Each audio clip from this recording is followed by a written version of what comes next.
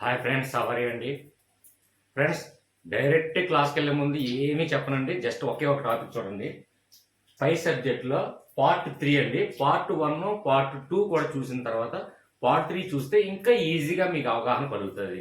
అలాగే నెక్స్ట్ ఇంకేంటంటే, చాలా మంది కామెంట్ రూపంలో తెలియజేస్తున్నారు ఏంటంటే, సార్ తెలుగు గ్రామర్ చెప్పండి, లేదంటే మ్యాథ్స్ బేసిక్స్ చెప్పండి, లేదంటే సంథింగ్ సైకాలజీ చెప్పండి, లేదంటే వివిధ శాస్త్రాలు గ్రంథాలు చెప్పండి, లేదంటే జీకే చెప్పండి. ఇలాగా వారికి కావాల్సినటువంటి సందేహాలన్నీ కూడా అడుగుతున్నారు.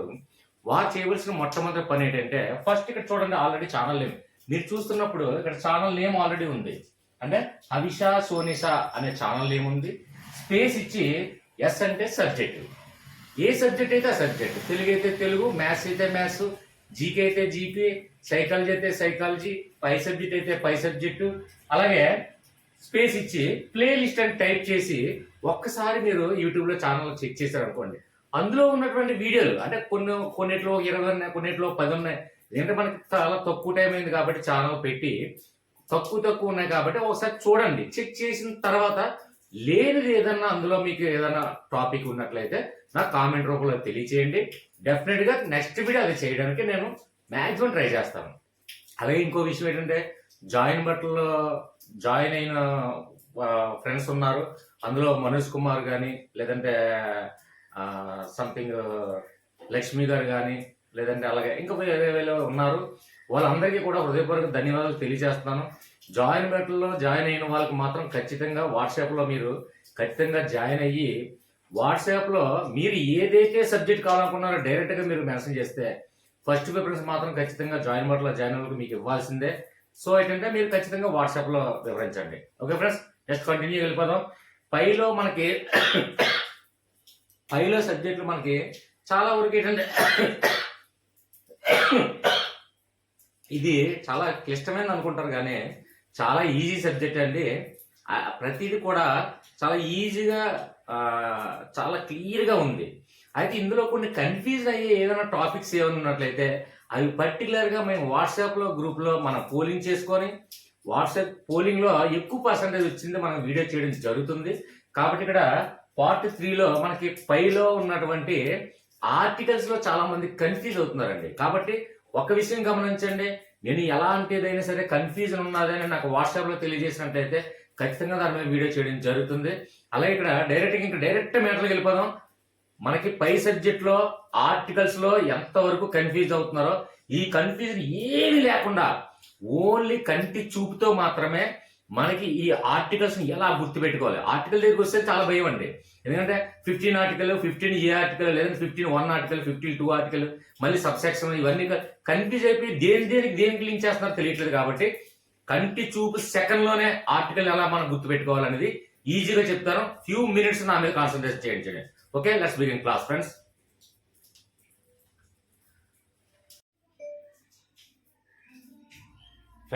ఫస్ట్ వన్ చూడండి. ఇక్కడ విద్యను మనకి ఇందులో పైలో చూసుకున్నట్లయితే ఎస్పెషల్లీ అంటే ఆర్టికల్స్ అలాగే షెడ్యూల్ గురించి మనకు వచ్చిన వాటి సందర్భాలు మహాది ఎక్కువగా ఒక 10-12 వరకు ఉన్నాయండి. అవి చాలు మనకి.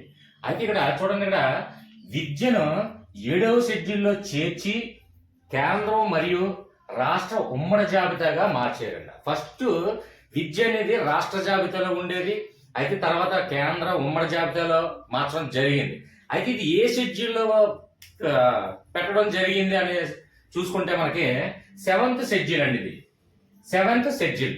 అయితే ఒక విషయం గమనించండి, చాలా వరకు ఎగ్జామ్ హాల్లో కూడా ఈ షెడ్యూల్ దగ్గరికి వచ్చేసరికి కూడా కన్ఫ్యూజ్ అవుతున్నారండి. కాబట్టి ఇందులో కన్ఫ్యూజన్ లేకుండా సింపుల్ గా మనకు అక్కడ లాజిక్ గుర్తొస్తే చాలన్న విధంగా నేను క్రియేట్ చేయడం జరుగుతుంది. కాబట్టి ఇక్కడ విద్యను ఉమ్మర కేంద్ర మరియు రాష్ట్ర జాబితాలోగా మార్చడం అన్నటువంటి షెడ్యూల్ ఏదైనా అడిగారు అనుకోండి, అక్కడ మనకి షెడ్యూల్ ఇచ్చేటప్పుడు ఎప్పుడు కూడా షెడ్యూల్ కానీ ఆర్టికల్స్ కానీ ఇయర్స్ కానీ ఇచ్చేటప్పుడు ఒకసారి బాగా అబ్జర్వ్ చేయండి, దగ్గరవే ఇవ్వడం జరుగుతుంది. అంటే ఇక్కడ చూడండి, 5వ షెడ్యూల్, 6వ షెడ్యూల్, 7వ షెడ్యూల్ ఈ విధంగా ఇవ్వడం జరుగుతుందండి. కాబట్టి ఇయర్స్ కానీ ఇచ్చినప్పుడు ఎప్పుడూ కూడా మీరు అబ్జర్వ్ చేసే ఉంటారు, చాలా కాంపిటేటివ్ ఎగ్జామ్ లో ఇయర్స్ ఇచ్చే సందర్భాలు ఏంటంటే 1945, 1946, 1947, 1948 ఈ విధంగా ఇస్తారు. కాబట్టి మనకి ఈజీగా ఇంకా సులభతరంగా మనం ఈజీగా లాజిక్ తో మనం ఈజీగా అటెంప్ట్ చేయొచ్చు. అయితే ఇక్కడ చూడండి, ఇక్కడ సెవెంత్ షెడ్యూల్ ఉంది కాబట్టి మనకి ఉమ్మడి జాబితాగా సెవెంత్ షెడ్యూల్ గా మార్చింది కాబట్టి పొందపరచడం జరిగింది కాబట్టి ఈ సెవెంత్ షెడ్యూల్ ని కూడా కన్ఫ్యూజన్ లేకుండా గుర్తుంచుకోవడానికి ఏంటంటే చూడండి, ఇక్కడ విద్యను అంటే కేంద్రం మరియు రాష్ట్ర జాబితాలు రెండు కూడా రెండిటి జాబితాలో చేర్చడం జరిగింది కాబట్టి, అంటే ఉమ్మడి జాబితాగా జరిగింది కాబట్టి దీన్ని ఏంటి విద్యను ఈ విధంగా మనం మార్చడం జరిగింది. విద్యను ఎందుకంటే అందరినీ కూడా ఎడ్యుకేట్ పర్సన్స్ చేయాలనే ఉద్దేశంతో అది కేంద్రం కూడా ఎక్కువగా మనకి ఎంకరేజ్ చేయడం జరుగుతుంది, అలాగే రాష్ట్రం కూడా ఎంకరేజ్ చేయాలి. అంటే ఎంకరేజ్ అంటే ఏంటి, దట్స్ మీన్ బాధ్యత, రెస్పాన్సిబిలిటీ. అంటే కేంద్రం కూడా రెస్పాన్సిబిలిటీ వహించాలి, అలాగే స్టేట్ కూడా రెస్పాన్సిబిలిటీ వహిస్తేనే విద్యను అందరినీ కూడా ఎడ్యుకేట్ పర్సన్స్ గా మనం తయారు చేయగలం అనే ఒకే కాన్సెప్ట్ తో ఇది ఉమ్మడి జాబితాలో చేర్చడం జరిగింది. కాబట్టి ఇది సెవెంత్ షెడ్యూల్ కాబట్టి ఇక్కడ చూడండి అందరినీ ఎడ్యుకేట్ గా చేయాలి. ఫ్రెండ్స్ పక్కన ఫంక్షన్ ఏదో అవుతుంది, చిన్న డిస్టర్బెన్స్ కూడా ఉండొచ్చు, కానీ తప్పదు, ఫ్రీ టైం దొరికింది. ఎడ్యుకేట్ చూడండి 1 2 3 4 5 6 7 అందరినీ ఎడ్యుకేట్, దేశంలో ఉన్నటువంటి ప్రతి ఒక్కరిని ఎడ్యుకేట్ గా మార్చాలి అనే ఉద్దేశంతో అది కేంద్రం రెస్పాన్సిబిలిటీ తీసుకుంటూ రాష్ట్రం రెస్పాన్సిబిలిటీ తీసుకుంటూ అది ఉమ్మడి జాబితాగా మార్చడం జరిగింది కాబట్టి ఇది సెవెంత్ షెడ్యూల్. టోటల్ నెంబర్ ఎంత వచ్చింది? 7. కన్ఫ్యూజన్ ఏమైనా ఉందండి? కన్ఫ్యూజన్ ఏమీ లేదు. ఇంకా ఫ్రెండ్స్ అర్థమైందని భావిస్తాను. నెక్స్ట్ వన్ చూడండి, ఇక్కడ ఆర్టికల్ రాయలేదు ఫ్రెండ్స్, కాబట్టి ఇక్కడ చూడండి 15th ఆర్టికల్ సబ్సెక్షన్ 1 అయితే ప్రభుత్వం లింగం ఆధారంగా విద్యను అందించటంలో వివక్షత చూపించరాదు, అంటే పార్షియాలిటీ చూపించరాదు. అది ఆడవారికి కానీ మగవారికి కానీ ఎటువంటి లింగ భేద తారతమ్యం లేకుండా అందరికీ సమానమైనటువంటి విద్యను అందించాలనే ఈ సెక్షన్ ని మనకి పొందపరచడం జరిగింది. అంటే ఇక్కడ చూడండి 15+1 ఎప్పుడు కూడా ఇయర్స్ కానీ ఆర్టికల్స్ కానీ డేట్స్ కానివ్వండి టోటల్ గా సింగిల్ నెంబర్ గా మీరు కలపండి. సింగిల్ నెంబర్ గా ఆల్రెడీ మీకు హవిసా సోనిసాలో జీకే ప్లేలిస్ట్ లో ఆల్రెడీ ఇయర్స్ ని కూడా ఎలా గుర్తుపెట్టుకోవాలనేది ఒక సింపుల్ లాజిక్ టెక్నిక్ చెప్పాను.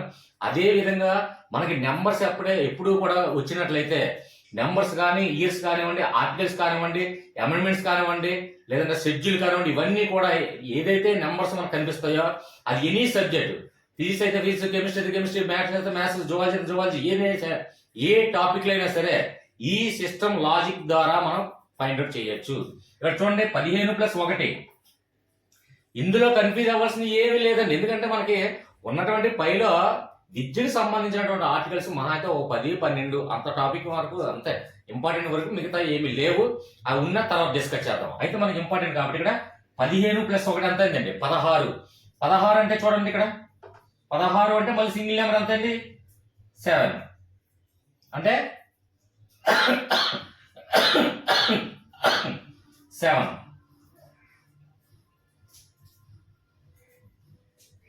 ఒక్క నిమిషం ఫ్రెండ్స్. పక్కన ఫంక్షన్ ఏదో అవుతుంది, డిస్టర్బెన్స్ గా ఉంది, అది చెప్పాను కానీ వాళ్ళు ఎవరి వాహనంగా వాళ్ళది. సో ఏంటంటే కొద్దిగా డిస్టర్బెన్స్ ఉంటుంది క్లాసు, సో గమనించండి. ఓకే ఫ్రెండ్స్, ఇక్కడ ఆర్టికల్ 15 అలాగే సబ్సెక్షన్ 1 మొత్తం టోటల్ ఎంత అండి? 16 అంటే ఎంత అండి? ఈ రెండు కూడా టోటల్ చేయండి 7 వచ్చింది. అంటే ఇక్కడ మనకి లాజిక్ కూడా 7 వస్తే ఈజీగా మనం గుర్తుపట్టచ్చు. ఇక్కడ చూడండి ప్రభుత్వం లింగం ఆధారంగా విద్యను అందించటంలో వివక్షత చూపించరాదు. ఇక్కడ ఎప్పుడైతే మనకి ఇక్కడ లింగం కనిపించిందో చూడండి, లింగం అనగానే ఏ దేవుడు అండి? మహాశివుడు. కాబట్టి ఎప్పుడు కూడా మీరు చాలా వరకు హిందూ శాస్త్రాల్లో మీరు ఆచరించే ఉన్న వారికి అయితే ఈజీగా అర్థమవుతుంది. ఏ దేవుడికైనా సరే పూజించడానికి చూడండి అంటే ఇప్పుడు చూడండి ఒక దేవతని ఏదైనా గుళ్ళో పూజించినట్లయితే ఫలానా రోజు, అంటే ఇప్పుడు ఎగ్జాంపుల్ అమ్మవారిని తీసుకున్నట్టయితే శుక్రవారం పూట మాత్రమే అభిషేకాలు ఇవన్నీ చేసి మిగతా రోజు కొన్ని రెస్ట్ ఇస్తారు. అంటే చెయ్యకపోయినా పర్వాలేదు, అంటే ఏ రోజైతే ప్రాముఖ్యత ఉందో ఆ ప్రాముఖ్యత రోజు మాత్రమే ఖచ్చితంగా చేయాలి మిగిలిన దేవులకి. ఇక్కడ శివుడికి మాత్రం ఎప్పుడు కూడా, అది కూడా శివుడి రూపంలో ఉన్నప్పుడు అయితే ఒకలా చేయొచ్చు, అదే లింగం రూపంలో ఉన్నప్పుడు అయితే ఒకలా చేయాలండి. లింగం రూపంలో ఉన్నప్పుడు ఎప్పుడు కూడా ఏదైనా సరే ఏ శివాలయం వెళ్ళి చూడండి లింగం ఉన్నటువంటిది ఏదైనా శివాలయం ఉన్నట్లయితే శివుని యొక్క విగ్రహం రూపంలో ఉన్నట్లయితే ఒకలా ఉంటుంది, లింగ రూపంలో ఉన్నట్లయితే ఒకలా ఉంటుందండి. లింగ రూపంలో ఉన్నట్లయితే ఎప్పుడు కూడా చూడండి, నిత్యం వారంలో 7 రోజులు కూడా అభిషేకం జరగాల్సిందే. శివుణ్ణి చంటి పిల్లలతో సహా సమానంగా చూస్తారు. కాబట్టి మీకు చాలా చిన్నతనంలో లెసన్ చదివి ఉంటారు. శివుణ్ణి చంటి పిల్లలతో పోలుస్తూ ప్రతిరోజు నిత్యం అంటే 7 రోజులు కూడా ఆ శివలింగానికి పూజలు జరుపుతూ ఉంటాయి. అది స్నానం ఆచరించడం కానివ్వండి, అభిషేకాలు కానివ్వండి, అన్ని కూడా లింగాన్ని ఎప్పుడు కూడా 7 రోజులు కూడా పూజించి తీరాల్సిందే. ఇది హిందూ సాంప్రదాయపరంగా. మళ్ళీ లింగం కాకుండా మహాశివుని రూపంలో ఉన్నట్లయితే ఒక సోమవారం కూడా పూజిస్తారు, మిగిలిన రోజులు కావాలంటే రెస్ట్ చేయకపోయినా పర్వాలేదు. కానీ లింగ రూపంలో ఉన్నటువంటి శివుని యొక్క దేవాలయంలో మాత్రం నిత్యం 7 రోజులు కూడా అభిషేకం జరగాల్సిందే. ఇది కొంతమంది తెలిసి ఉండొచ్చు, తెలియకుండొచ్చు. కాబట్టి ఇక్కడ టోటల్ 7, అలాగే శివలింగానికి కూడా టోటల్ 7 రోజులు కూడా నిత్యం ఒక చంటి పిల్లడితో పూజించాల్సిందే, అభిషేకం చేయాల్సిందే. లాజిక్ అర్థమైతే ఫ్రెండ్స్ మనకు చాలా అంతే. ఎందుకంటే ఎగ్జామ్ పర్పస్ లో మనకు లాజిక్ గుర్తు రావాలంటే ఈ సెక్షన్ కి దానికి కన్ఫ్యూజ్ అయిపోయే చాలా వరకు. ఆర్టికల్ అంటే భయం, నెక్స్ట్ ఆర్టికల్ అంటే భయం, అలాగే అమెండ్మెంట్స్ అంటే భయం, షెడ్యూల్స్ అంటే భయం. అమ్మో ఆర్టికల్స్ ఈ 300 ఆర్టికల్స్ ఎలా గుర్తుపెట్టుకోవాలి ఏంటని కన్ఫ్యూజ్ అవుతారు. ఆర్టికల్ ఏం భయం లేదండి. ఆర్టికల్ ఏదైతే ఆర్టికల్ చూసుకుంటామో ఆర్టికల్ కి సబ్సెక్షన్ ఏదైతే ఉందో ఆ టోటల్ కౌంట్ చేసి ఆ టోటల్ నెంబర్ కి దానికి ఉన్నటువంటి లింక్ చేయగలిగితే ఈజీగా రాజ్యాంగంలో ఉన్నటువంటి ప్రతి ఆర్టికల్ కూడా ఈజీగా పెట్టగలను, మీ చేత పెట్టించగలను కూడా. It is my challenge. Okay friends, అర్థమైందని భావిస్తాను. పక్కన డిస్టర్బెన్స్ ఉంది, దయచేసి కొద్దిగా అబ్జర్వ్ చేయండి. సారీ, నెగిటివ్ కామెంట్స్ ఇవ్వకండి, కంటిన్యూ చేద్దాం. ఓకే ఫ్రెండ్స్, చాలా సింపుల్, ఎక్కువ లేదండి టైము. నెక్స్ట్ ఇందులో కన్ఫ్యూజన్ లేకుండా లాస్ట్ వరకు వీక్షించినట్లయితే ఒక చిన్న పాయింట్ చెప్తాను, ఇంకొక టెక్నిక్ చెప్తాను. ఓకే ఫ్రెండ్స్, వెయిట్ చేయండి. ఓకే ఫ్రెండ్స్, ఇక్కడ నెక్స్ట్ చూడండి, ఆర్టికల్ 15(3) ప్రభుత్వానికి స్త్రీల అభివృద్ధి కోసం ప్రత్యేక చర్యలు చేపట్టాలని ఆదేశించడం జరిగింది. అంటే ఈ ఆర్టికల్లో ఇక్కడ చూడండి, ఆర్టికల్ ఇప్పుడు కూడా మనకి ఇచ్చేటప్పుడు నెంబర్స్ ఇప్పుడు కూడా టోటల్ చేయండి, అది సింగిల్ నెంబర్ గా కౌంట్ చేయండి. 15 + 3 18. 18 అంటే 1 + 8 అంటే అర్థం 9 అయింది టోటల్ 9th. ఓకే ఫ్రెండ్స్, అంటే ఇక్కడ మనకి లాజిక్ కూడా 9th నెంబర్ కి సింక్ అవ్వాలి. అప్పుడే మనకి ఏంటంటే మనకి ఎగ్జామ్ హాల్లో జస్ట్ ఆ ఆర్టికల్ కి మనకి ఇచ్చినటువంటి ఆర్టికల్ కి అలాగే ఆ ఇచ్చినటువంటి సమీకరణానికి 2 మ్యాచ్ చేయగలిగితే ఈజీగా మనం పెట్టేస్తే చాలు. కాబట్టి ఇక్కడ చూడండి, ఇక్కడ టోటల్ 9 వచ్చింది. అది ఎలా వచ్చిందో చెప్పడం జరిగింది. అలాగే ప్రభుత్వానికి స్త్రీల అభివృద్ధి కోసం ప్రత్యేక చర్యలు చేపట్టాలని ఆదేశించడం జరిగింది. అయితే ఇక్కడ స్త్రీలు అనగానే మనకు మొట్టమొదటిగా వచ్చింది మాతృమూర్తి అండి. అంటే స్త్రీలు అంటే మాతృమూర్తికి ప్రతి ఒక్కరు కూడా మాతృమూర్తికి ఎందుకంటే పాదాభివందనం చేస్తామో 9 నెలల్లో అంటే నవమాసాలు మోసి ప్రతి ఒక్కరి జన్మకి కారకమైనటువంటి తల్లి మాతృమూర్తి. అందుకే మనకి హిందూ సాంప్రదాయంలో స్త్రీకి ఎక్కువగా ఇంపార్టెన్స్ ఇవ్వడం జరుగుతుంది ప్రత్యేకంగా. కాబట్టి ఇక్కడ ప్రభుత్వానికి స్త్రీల అభివృద్ధి చెందాలి అంటే 9 నెలలు కూడా అంటే నవమాసాలు కూడా పోషిస్తుంది కాబట్టి మాతృమూర్తికి ఎలాగైనా అభివృద్ధి చేయాలనే ఉద్దేశంతో ఈ షెడ్యూల్లో చేర్చడం జరిగిందనే ఉద్దేశంతో మనకు లాజిక్ గుర్తుపెట్టుకుంటే చాలు. అయితే ఇక్కడ స్త్రీ అనగానే 9 నెలలు నవమాసాలు అంటే 9 కాబట్టి ఇక్కడ టోటల్ 9 కాబట్టి ఇక్కడ మనకు ఆర్టికల్ 15 సబ్సెక్షన్ 3 ఇచ్చి మనకి ఇచ్చినటువంటి ఆబ్జెక్ట్ లో ఏదైనా ఇచ్చిందంటే ఈజీగా మనం మ్యాచ్ చేయగలిగితే ఈజీగా అంతేగాని ఆర్టికల్స్ ఇప్పుడు 15(3) లేదంటే 15(1) ఇవన్నీ కన్ఫ్యూజ్ అయిపోయి దీనికి దేనికో పెట్టకుండా ఈజీగా మనకి లాజిక్ కూడా క్యాచ్ చేయగలిగితే చాలు ఫ్రెండ్స్, అంతే, that's it. Okay friends, continue. Friends, అక్కడ ఫంక్షన్ అవుతుంది, దానికోసం జనరేటర్ వేసాడు. ఆ జనరేటర్ సౌండ్ వల్ల ఒక పాయింట్ చెప్పి మళ్ళీ అది ఆపినంత వరకు మళ్ళీ పక్కన వెయిట్ చేయాల్సి వస్తుంది. సో చిన్న డిస్టర్బెన్స్ ఉన్నప్పుడు కూడా కంటిన్యూ చేద్దాం ఫ్రెండ్స్. ఇక్కడ నెక్స్ట్ వన్ చూడండి, ఇక్కడ ఆర్టికల్ 16 సబ్సెక్షన్ 1 అయితే ఇక్కడ మొత్తం టోటల్ ఎంత అయిందండి? 16 + 1 17. 17 అంటే ఎంత వచ్చిందండి? 1 + 7 8. అంటే ఆర్టికల్ 16 సబ్సెక్షన్ 1 మొత్తం టోటల్ ఏంటంటే 16 + 1 17. 17 అంటే 1 + 7 ఎంత అయింది? టోటల్ 8 అయింది.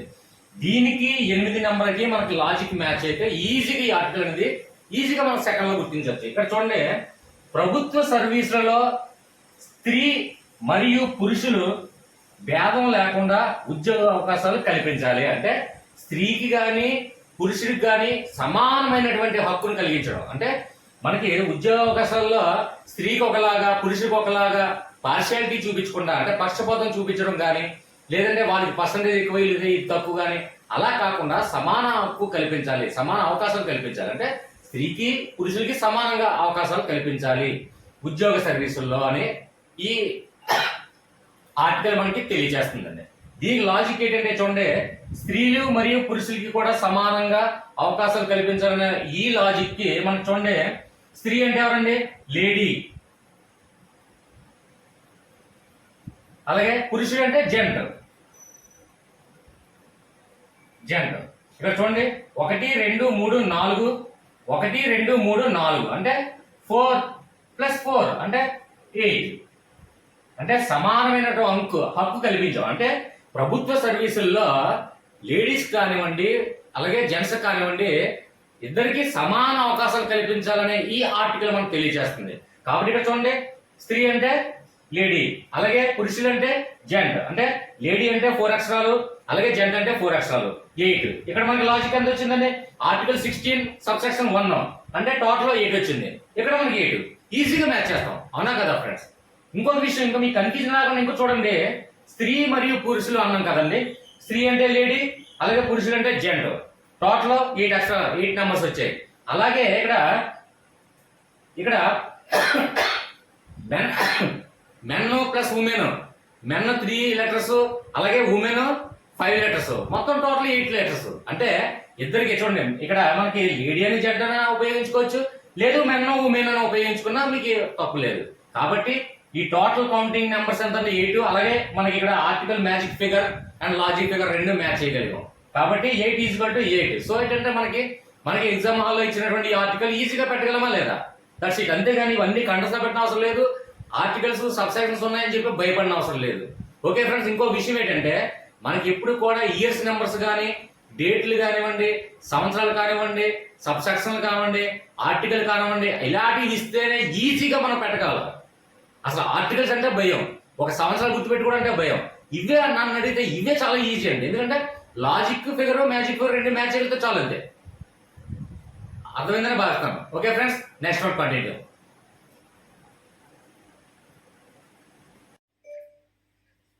ఓకే ఫ్రెండ్స్, ఇక్కడ చాలా ఇంపార్టెంట్ ఈ రెండు టాపిక్లు చూడండి.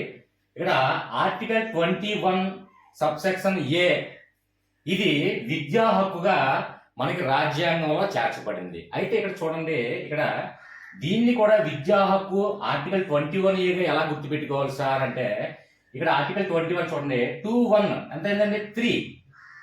మనకి విద్యా హక్కు అనగానే మనకి ఏ యాక్ట్ గుర్తొస్తుందండి? RTE, right to education act. నిర్బంధించైనా విద్యను నేర్పించాలి అనే RTE యాక్ట్ మనకు గుర్తు రావాలి. RTE. కాబట్టి 1 2 3 magic figure and logic figure equal. కాబట్టి ఇందులో కూడా కన్ఫ్యూజన్ అవసరమే లేదు. ఇక ఇందులో చిన్నది కన్ఫ్యూజన్ అవ్వకుండా అనేక సార్లు ఇక్కడ మనకి ఆర్టికల్ 21A భారత రాజ్యాంగంలో 2002 సంవత్సరంలో అలాగే 86వ రాజ్యాంగ సవరణ ద్వారా చేర్చడం జరిగింది. అయితే సార్ చాలా మందికి ఇది చాలాసార్లు అడగడం జరిగిందండి. ఎందుకంటే చూడండి, ఆర్టికల్ 21A ఏ సంవత్సరంలో అలాగే ఏ సవరణ ద్వారా ఇది చేర్చడం జరిగింది, ఈ విద్యా హక్కు చట్టం ఏ సంవత్సరంలో ఏ సవరణ ద్వారా జరిగిందని అనేకసార్లు అడగడం జరిగింది. మేబీ అడగచ్చు కూడా. కాబట్టి వెరీ మోస్ట్ ఇంపార్టెంట్. కాబట్టి దీనికి చాలా వరకు ఏంటంటే 82 ఆర్టికల్, 84 ఆర్టికల్, లేదంటే 42 ఎక్కువ ఏ ఆర్టికల్ ఉన్నాయంటే చాలా మంది ఏంటంటే 42, 48, 46 లేదంటే 82 ఈ ఆర్టికల్స్ ఎక్కువగా మనం చూస్తూ ఉండడం వల్ల ఆ ఆర్టికల్ ఎక్కువగా మనం ఇంపార్టెన్స్ ఇవ్వడం జరుగుతుందండి.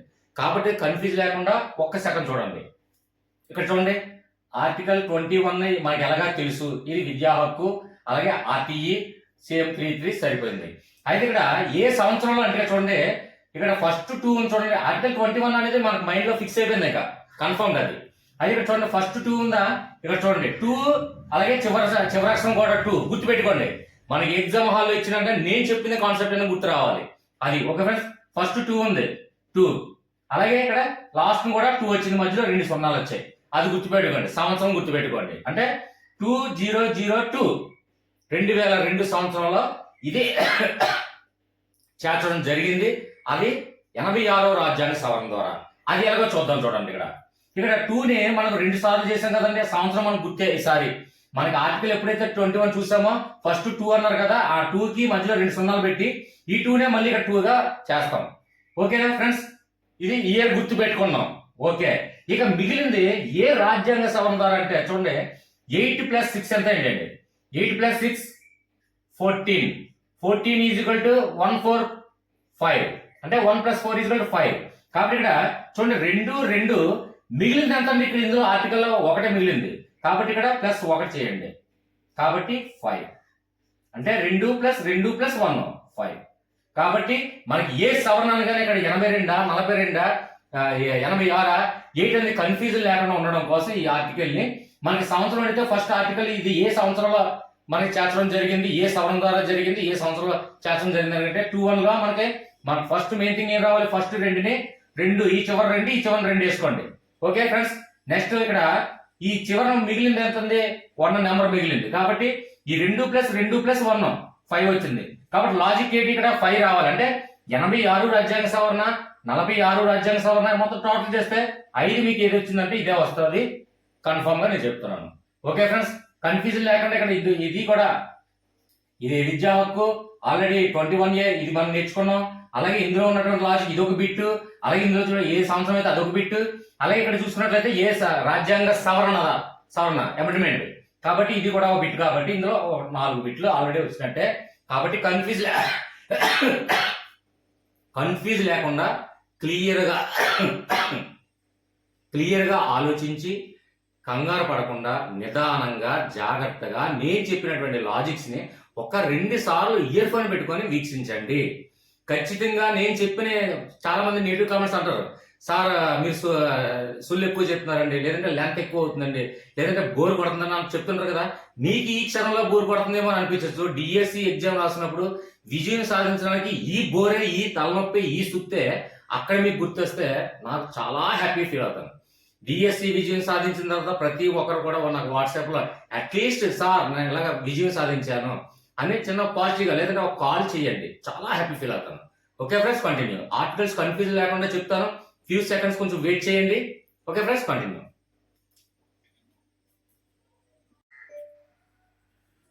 ఓకే ఫ్రెండ్స్, ఇక్కడ నెక్స్ట్ వన్ చూసినట్లయితే చూడండి, ఆర్టికల్ 23లో మనకి ఏముందంటే చూడండి, పిల్లలను అమ్మటం కానీ కొనటం కానీ నేరము, నిషిద్ధము అని చెప్పేసి ఆర్టికల్ 23 మనకు చెప్తుంది. అయితే ఇక్కడ ఆర్టికల్ 23లో చూడండి 2 + 3 అంత ఏంటండి 5. అలాగే పిల్లలను అమ్మటం అంటే సేల్స్ చూడండి 1 2 3 4 5. సేల్స్ అంటే అమ్మటం కొనటం ఇవన్నీ కూడా వస్తాయని మనం అర్థం చేసుకుంటే సరిపోతుంది. కాబట్టి ఇక్కడ ఆర్టికల్ 23 ఏం చెప్తుందంటే టోటల్ 5 చెప్పింది. అలాగే ఇక్కడ మ్యాజిక్ ఫిగర్ ఎంత అండి 5. అంటే పిల్లలను అమ్మటం కొనటం నేరం, కాబట్టి అమ్మటం అంటే ఏంటంటే సేల్స్. కాబట్టి 1 2 3 4 5 ఈజ్ 5. కాబట్టి magic figure logic figure is మనకి సమానంగా వచ్చినట్టు చూసుకుంటే చాలు మనకి. నెక్స్ట్ వన్ చూడండి, ఇక్కడ ఆర్టికల్ 24 అండి. ఆర్టికల్ 4 చూసుకున్నట్లయితే చూడండి, 14 సంవత్సరాల పిల్లలతో ఎలాంటి పనులు కూడా చేయించరాదు. ఏ పనులు కూడా, అది ప్రైవేట్ ఇంట్లో కానివ్వండి, కంపెనీలో కానివ్వండి, ఫ్యాక్టరీస్ లో కానివ్వండి, ఏ పనులు కూడా చేయించరాదు. కాబట్టి డోంట్ డూ ఇవి చాలా వరకు కొందరు అనుకుంటారు కంపెనీల్లో కానీ లేదంటే ఇండస్ట్రీలో కానీ ఫ్యాక్టరీస్ లో కానీ చేయించకూడదేమో అనుకుంటే, చాలా వరకు ఇంట్లో పనులు పిల్లలు కూడా పెడతారు, కానీ అది కూడా చేయించకూడదండి. రాజ్యాంగంలో మనకి ఆర్టికల్ 24 ఏం చెప్తుందంటే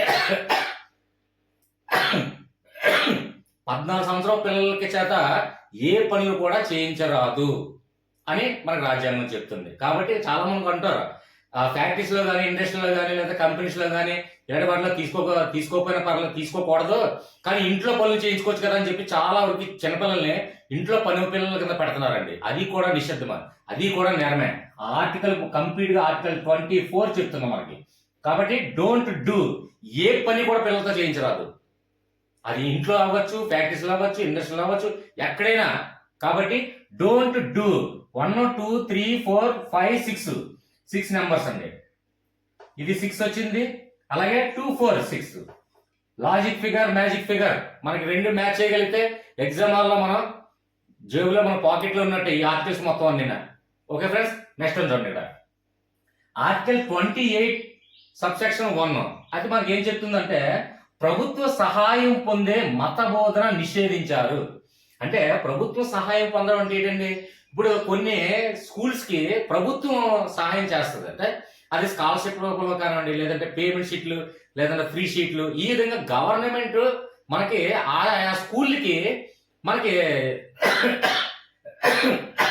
సహాయం చేస్తుంది. అంటే ఎగ్జాంపుల్ ఇంకా క్లియర్ గా చెప్పాలంటే కొన్ని చూడండి, మైనారిటీ స్కూల్స్ ఉంటారు. అంటే all sense Christians schools, all sense Christians ఇలాగా, లేదంటే ముస్లిం స్కూల్స్ కానివ్వండి. అంటే ఆ మైనారిటీ స్కూల్స్ కి ప్రభుత్వం నుంచి ఎటువంటి సహాయం వెళ్దండి. ఎందుకంటే అవి చారిటీస్ నుంచి వాళ్ళకి ఆల్రెడీ డొనేట్ చేస్తుంటారు. అదే చాలా అంటే అది దేశాల నుంచి కానివ్వండి, లేదంటే మొత్తం ఇండియా నుంచి కానివ్వండి, ఈ మైనారిటీ స్కూల్స్ కనేది ఆ చారిటీ నుంచి అమౌంట్స్ వస్తాయి. కాబట్టి అది ఇండివిజువల్ గా వాళ్ళు మత బోధన చేసుకోవచ్చు. వాళ్ళు example all sense Christians charities, minorities schools అని అవి అందులో మతం గురించి వాళ్ళు చెప్పుకోవచ్చు. ఎందుకంటే గవర్నమెంట్ నుంచి ఎటువంటి సహాయం పొందట్లేదు.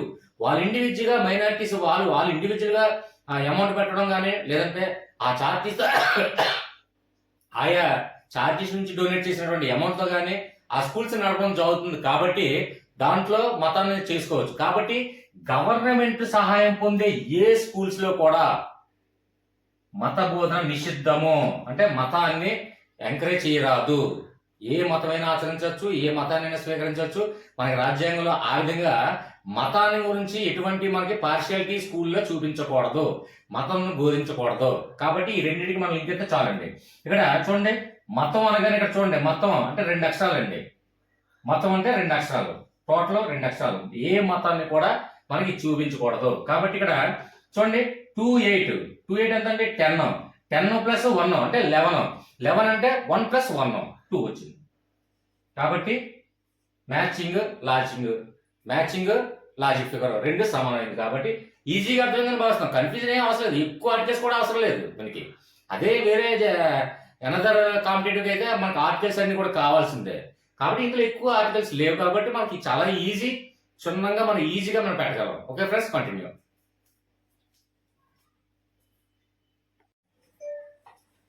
ఓకే ఫ్రెండ్స్, ఇక్కడ చూడండి ఆర్టికల్ 20 నేనేం చెప్తుందంటే భారతదేశంలో వారు ఏ ప్రాంతం వారైనా వారి భాషకు అనుగుణంగా, మతంకు అనుగుణంగా, జాతికి అనుగుణంగా, కులం ఆధారంగా ప్రభుత్వ యాజమాన్యంలో నడుస్తున్న ఏ విద్యా సంస్థలైనా ప్రవేశం నిరాకరించరాదు. ఇక్కడ ఒకటే మనం చూడండి, ఇక్కడ ప్రభుత్వ యాజమాన్యంలో అన్నాడు. అంటే ఇక్కడ మైనారిటీ కాలేజెస్ కానీ, మైనారిటీ స్కూల్స్ కానీ కాకుండా అని మీకు ఒక చిన్న కాన్సెప్ట్ మీకు అర్థం కావాలి. అంటే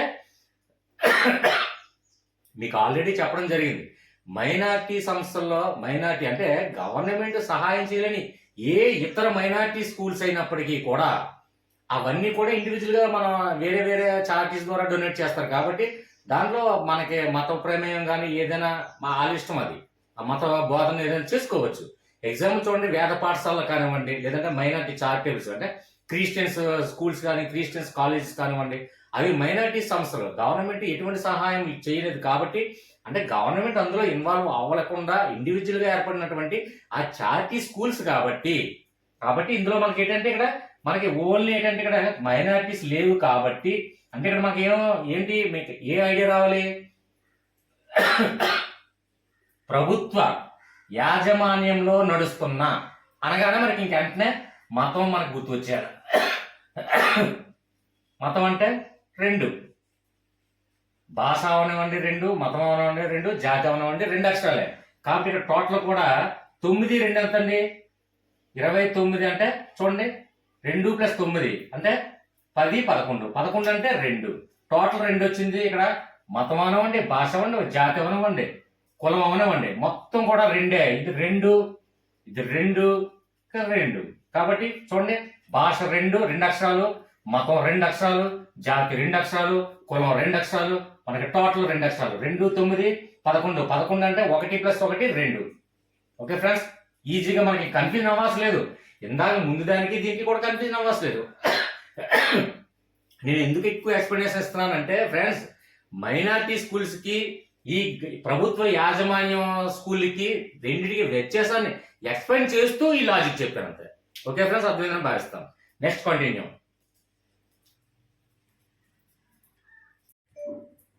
ఫ్రెండ్స్ నెక్స్ట్ వన్ చూడండి. ఇక్కడ ఆర్టికల్ 30 సబ్సెక్షన్ 1 అయితే ఈ ఆర్టికల్ ఏం చెప్తుందంటే మతం భాషాపరమైన అన్ని మైనారిటీ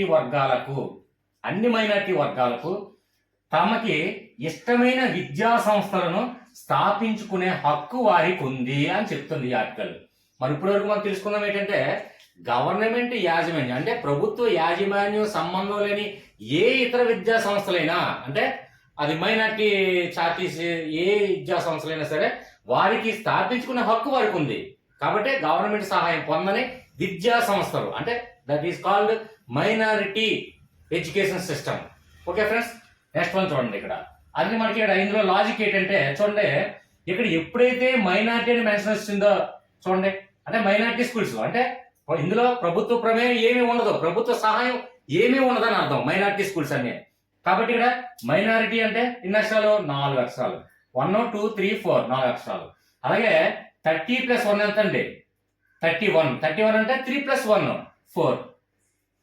కాబట్టి మ్యాజిక్ లాజిక్ 2 మ్యాచ్ చేయగలగం. ఓకే ఫ్రెండ్స్, అర్థమైందని భావిస్తాను. ఇందాక వరకు మతం కానీ భాష కానీ ఇవన్నీ కూడా 2 అక్షరాలు వచ్చింది. ఇక్కడ ఎప్పుడైతే మనకు మైనారిటీ కనిపించిందో ఆటోమేటిక్గా 4 అక్షరాలు, ఆటోమేటిక్ ఇది కూడా ఆర్టికల్ 31. కాబట్టి ఇది లాజిక్ మ్యాజిక్ 2 మ్యాచ్ చేయగలిగితే చాలు.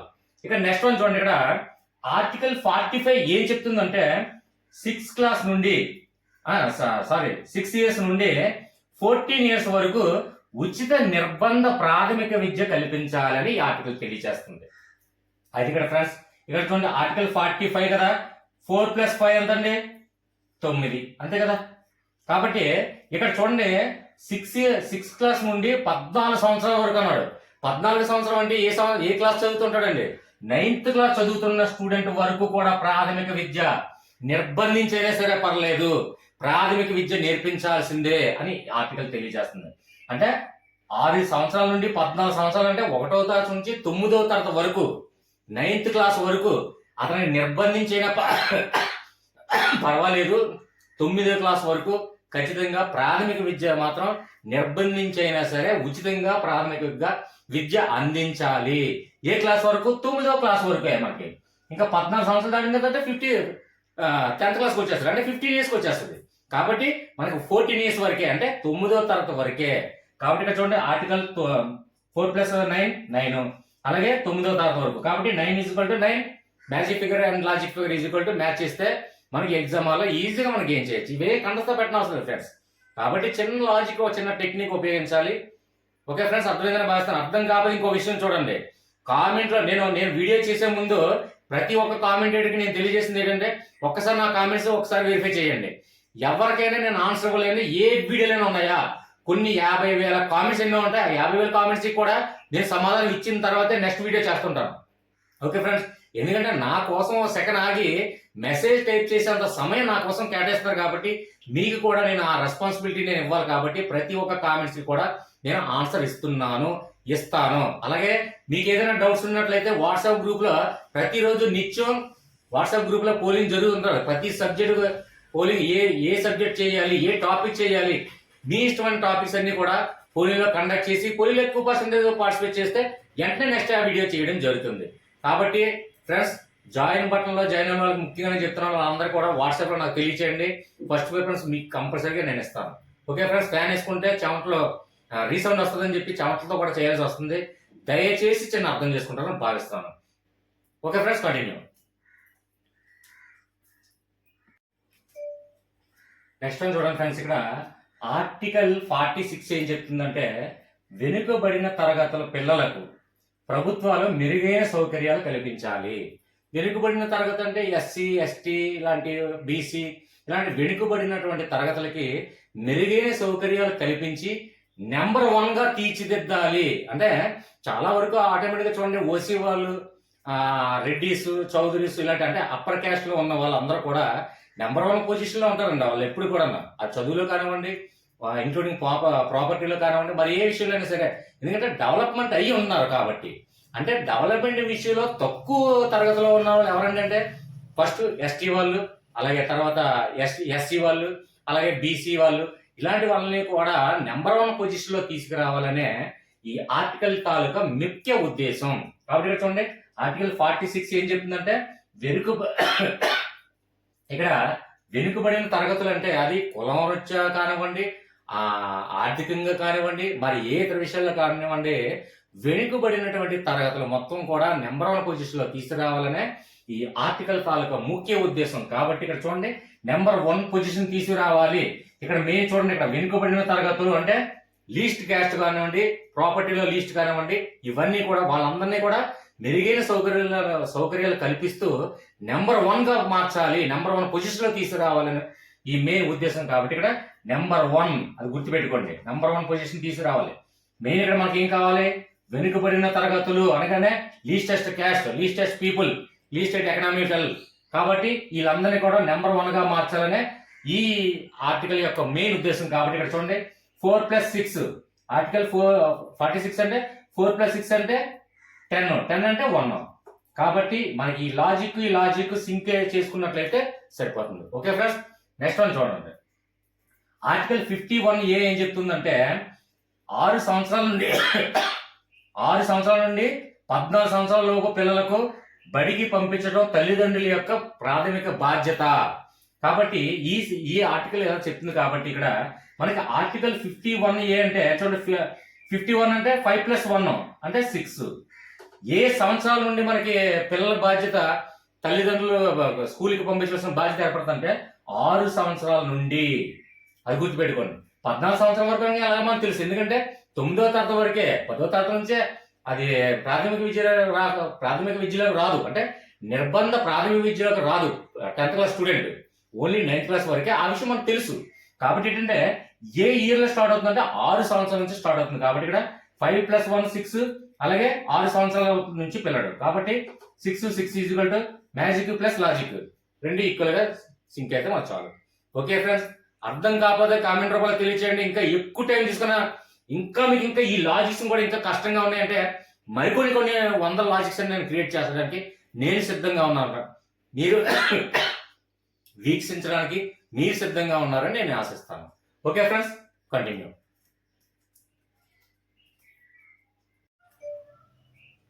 ఓకే ఫ్రెండ్స్, ఇక్కడ నెక్స్ట్ వన్ చూడండి, ఇందులో చిన్న కన్ఫ్యూజన్ లేకుండా ఇప్పటి వరకు మనకి విద్యకు సంబంధించినటువంటి ఆర్టికల్స్ అంటే PIE ఆర్టికల్స్ ఏ గురించి మనం డిస్కస్ చేసుకున్నాం.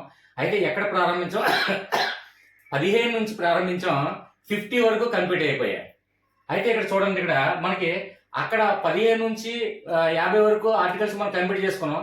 ఈ ఆర్టికల్ చూస్తే ఈ 2 ఆర్టికల్ కూడా చివరన అంటే 350 ఆర్టికల్, అలాగే 351 ఆర్టికల్ గురించి మనకి ఇవ్వడం జరిగింది. కాబట్టి ఇందులో మనకి సింపుల్ గా గుర్తించుకోవడానికి చాలా సింపుల్ టెక్నిక్ చెప్తాను చూడండి.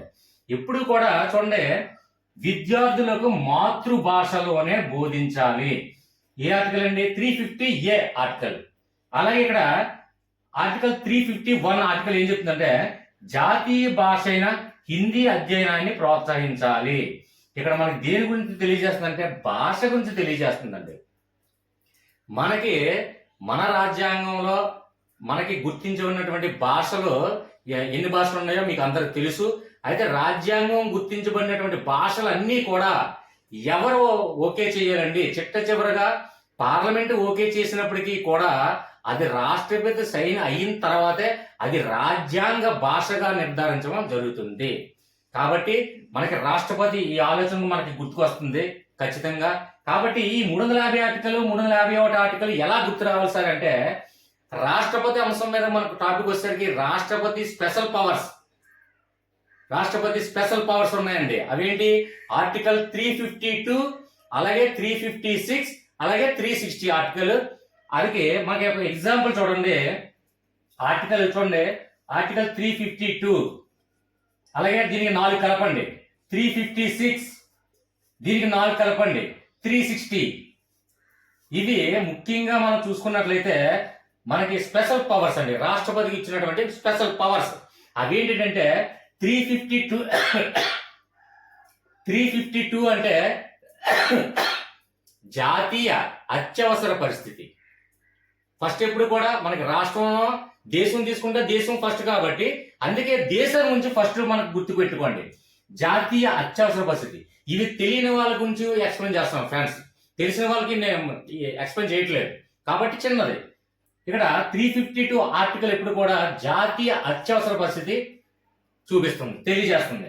అలాగే దీనికి 4 కలిపితే 356 అండి. అంటే 56 4 కలిపితే 356, దీనికి 4 కలిపితే 360. కాబట్టి ఇవి మనకి రాష్ట్రపతికి ఉన్నటువంటి స్పెషల్ పవర్స్. ఒకటి జాతీయ అత్యవసర పరిస్థితి, తర్వాత రాష్ట్ర అత్యవసర పరిస్థితి, అలాగే లాస్ట్ 360 ఏంటంటే మనకి ఆర్థిక అత్యవసర పరిస్థితి. ఇవి స్పెషల్ పవర్స్ రాష్ట్రపతికి. కాబట్టి జాతీయ అత్యవసర పరిస్థితి ఏర్పడింది, రాష్ట్ర అత్యవసర పరిస్థితి ఏర్పడింది, కానీ ఆర్థిక అత్యవసర పరిస్థితి ఇంకా ఏర్పడలేదు. ఆర్థిక మాన్యం మనం చూసినప్పటికీ కూడా మనకి ఆర్థిక అత్యవసర పరిస్థితి ఇప్పటి వరకు ఏర్పడలేదు. జాతీయ అత్యవసరం ఏర్పడింది, అలాగే రాష్ట్ర అత్యవసరం ఏర్పడింది. కాబట్టి ఇక్కడ మనకి స్పెషల్ పవర్స్ అనేది రాష్ట్రపతి గురించి అనేక ఎగ్జామ్స్ ఇవ్వడం జరుగుతుంది. కాబట్టి 352 ఆర్టికల్, 356 ఆర్టికల్, 360 ఆర్టికల్. దీనికి ముందు రాష్ట్రపతి మనకి ఏదైనా భాషలు నిర్ధారిస్తూ మన విద్య గురించి మాట్లాడుకున్నాం. ఎందుకంటే మన టీచింగ్ ప్రొఫెషన్ కాబట్టి ఖచ్చితంగా విద్యను మాతృభాషలోనే బోధించాలి అనగానే మనకి ఇక్కడ చూడండి 352తో ఈ 3 స్టార్ట్ అయింది కదండి. 352కి ముందు అంటే 351, అలాగే 350. చూడండి 351, అలాగే 350. అంటే ఇక్కడ రాష్ట్రపతి టాపిక్ వచ్చేసరికి ముందు 2 ఆర్టికల్స్ కూడా మనకి రాష్ట్రపతి ఇక్కడ భాషని అంటే మాతృభాషలో బోధించాలని ఫస్ట్.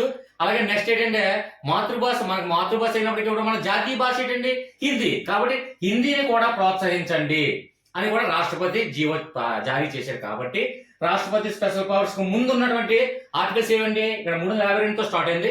స్పెషల్ పవర్స్ ముందు 351, 350. ఇక్కడ 351, 350. ఓకే ఫ్రెండ్స్, ఈ రెండింటికి మనకు లాజిక్స్ అవసరం లేదు. ఇంకా ఈ టోటల్ కౌంట్ చేయని అవసరం లేదు. కౌంట్ చేసి చెప్పమంటే అది కూడా చెప్పగలం. కాకపోతే ఏంటంటే ఈ సింపుల్ ఇంతకన్నా మంచి లాజిక్ ఎందుకు క్రియేట్ చేసుకోవడం, వేస్ట్ చేసుకోవాలని. అంటే ఇప్పుడు ఎగ్జామ్ దీనికి టోటల్ కౌంట్ చేసి దీనికి మ్యాచ్ చేసి చెప్తాను.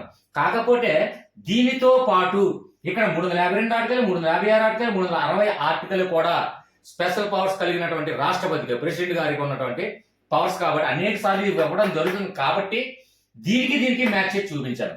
ఓకే ఫ్రెండ్స్, అర్థమైందని భావిస్తున్నాను. ఫ్రెండ్స్, అర్థం కాకపోతే కామెంట్స్ లో తెలియచేయండి. ఒకవేళ చిన్న డౌట్స్ ఉంటే నాకు వాట్సాప్ లో వచ్చి వాట్సాప్ లో చిన్న మెసేజ్ పెట్టండి. మీకు ఎనీ ఇష్టం, అది మ్యాథ్స్ అవని, ఇంగ్లీష్ అవని, లేదంటే పై అవనివ్వండి, సైకాలజీ అనివ్వండి, physics, chemistry, botany, zoology, sociology, public ad, politics, geography, ఏదైనా సరే, హిస్టరీ, ఏదైనా సరే మీకు డౌట్ అయితే అడగచ్చు. నేను అంటే ఆన్ ది స్పాట్ లో వాట్సాప్ లో మీకు ఎక్స్ప్లెయిన్ చేస్తాను. లేదు కొంచెం లెంత్ అంటే వీడియో చేసి చూపిస్తాను. ఓకే ఫ్రెండ్స్, జాయినర్స్ కి ఇంకో విషయం చెప్తున్నాను.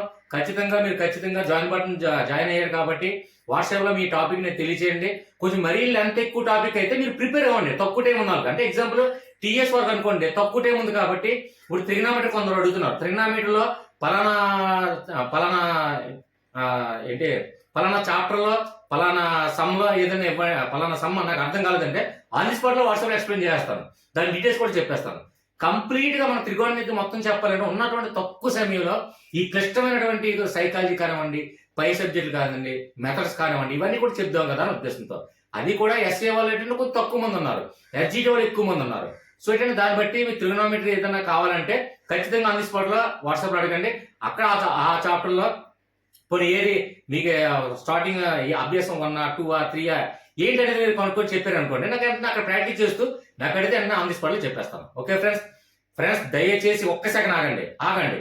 కామెంట్స్ తెలియచేయండి. పాజిటివ్ అయినా పర్లేదు, నెగిటివ్ అయినా పర్లేదు. పాజిటివ్ కామెంట్స్ చేస్తే మరిన్ని లాజిక్స్తో ముందుకు వస్తాను. నేను నా సపోర్ట్ చేస్తానని ఆశిస్తున్నాను. అలాగే దయచేసి లైక్ చేయడం మర్చిపోకండి. సబ్స్క్రైబ్ చేయడం మాత్రం మర్చిపోకండి. Please support me. Thank you very much. Next మంచి లాజిక్స్తో ముందుకు వస్తాను. Okay friends, bye.